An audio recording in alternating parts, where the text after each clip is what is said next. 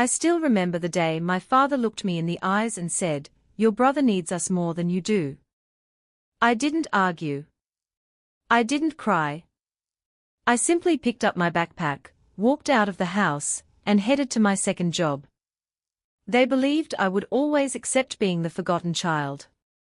They thought they had already won. None of us knew that buried beneath decades of lies was a secret so terrifying it would destroy everything my family believed about itself. If you've ever felt invisible in your own family, stay with me until the end of my story. And while you're listening, let me know in the comments where you're watching from. I'd genuinely like to know. My name is Ethan. I'm 32 years old, and for most of my life, I believed hard work solved everything. My younger brother, Ryan, never had to test that theory. Our parents bought him his first car. They paid for his college. When he wanted to start a business that failed within a year, they covered every debt without hesitation. Later, they even handed him the down payment for a beautiful house. Meanwhile, I worked before sunrise stocking grocery shelves, spent my afternoons delivering packages, and waited tables until nearly midnight just to afford rent and student loans. Whenever I asked why everything always went to Ryan, my mother smiled the same tired smile. "You're stronger. He needs us." I accepted that answer for years. Then strange things started happening. My parents suddenly insisted I never visit the attic anymore. Old family photo albums disappeared. Every conversation stopped the second I entered the room. At first, I assumed they were hiding money problems. I couldn't have been more wrong. One rainy evening, I returned home after a 16-hour shift to find an unmarked envelope wedged beneath my apartment door. Inside was a single faded photograph and 3 handwritten words that froze my blood. "Ask about Grace." For nearly 10 minutes, I just stared at the photograph. It showed my parents standing in front of our old farmhouse nearly 30 years earlier.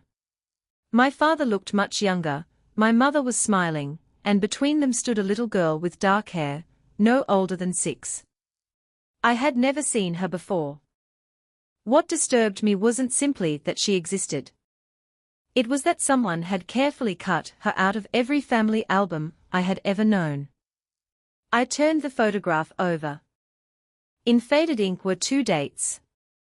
One was a birthday. The other wasn't a graduation. It wasn't a wedding. It was a death date. My hands actually shook. I called my mother immediately. The moment I asked, "Who was Grace?" the line went completely silent. Then she whispered, "Where did you get that name?" Before I could answer, she hung up. Seconds later, both my parents' phones were turned off.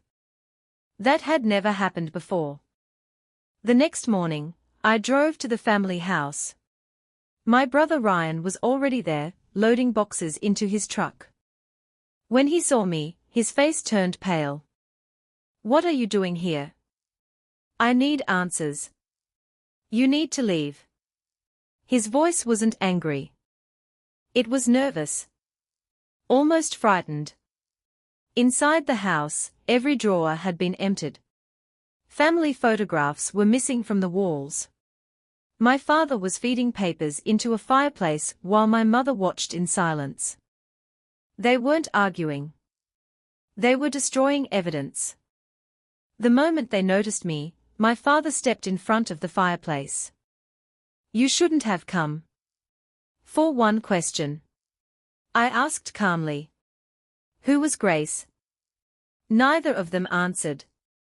Instead, my father said something that made no sense. "If you love this family, you'll forget that name." Forget? After someone anonymously risked everything just to get that photograph into my hands. No. Someone wanted me to know the truth. And judging by my parents' panic, that truth was far more dangerous than I had imagined. As I turned to leave, my phone vibrated. The message came from an unknown number. They are lying to both of you. Meet me at the old church tonight. Come alone. I looked up toward my parents. For the first time in my life, I realized they weren't protecting our family. They were protecting a secret. And that secret was about to find me. I arrived at the old church just before 9 that night. The building had been abandoned for years. Broken stained glass windows scattered colored light across the dusty floor, and the silence was almost unbearable. For a moment, I thought it was a trap.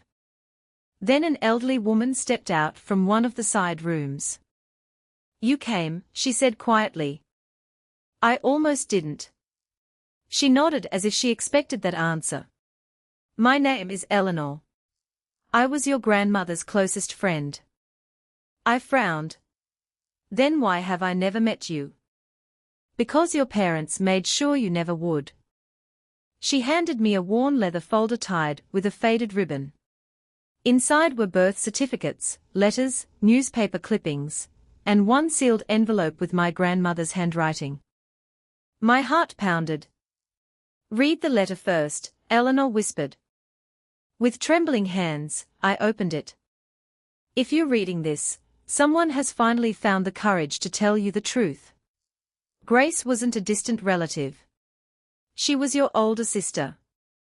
I stopped breathing. An older sister? That couldn't be possible. My parents had always said Ryan and I were their only children. The letter continued. Grace had disappeared when she was 7 years old. The police searched for months, but never found her. Eventually, the case went cold.